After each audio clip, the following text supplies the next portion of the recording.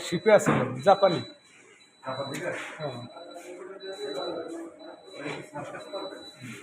হ্যাঁ।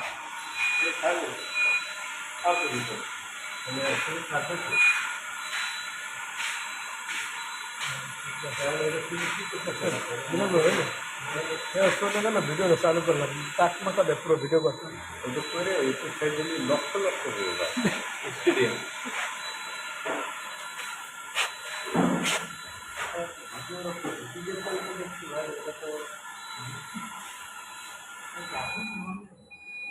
বুঝলেন ভাই আপনি দেখেন আমি আপনার ভিডিও করতে না আমার ওই লাভ নেই আমরা যখন মেশিন কাজ করবে মেশিনে যখন কাজ করছে তখন করবেন